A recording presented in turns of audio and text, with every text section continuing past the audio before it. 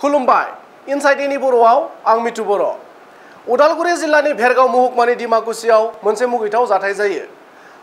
रबिबारनि मोनाबिलि 8 रिंगासो समाव 2 नं डिमाकुसि बागानतारी गामिनि जतिन बेसबरुवा मुंनि सासे लाइमोना गावनि बिफाखौ रुवाजों गाग्लोबो। जौ फेनाय फिसाज्लानि रुवाजों गाग्लोबनायाव 45 बोसोर बैसोनि रबिन्द्र बेसबरुवाया गोब्राबै जोखोम जायो।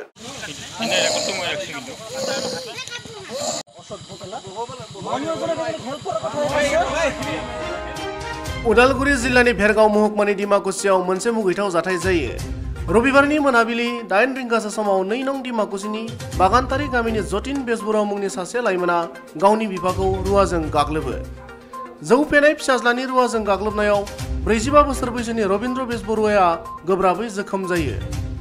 जाथायनि सायाव गामिनि सुबुंफोरा पुलिसनो खौरां हरनायनि उनाव डिमाकुसि थानानि एसआई उपेन चन्द्र बर्मनआ जाथायसालियाव फैनानै गोब्राबै जोखोम जानाय रबिन्द्र बेसबरुवाखौ टंलानि सोरखारि देहा फाहामसालियाव लानानै थाङो। गुबुन फारसेथिं बे समाव बिफाखौ बुथारनो नाजानाय 18 बोसोर बैसोनि जतिन बेसबरुवाया खारखोमानानै दं होनना मिथिहोयो।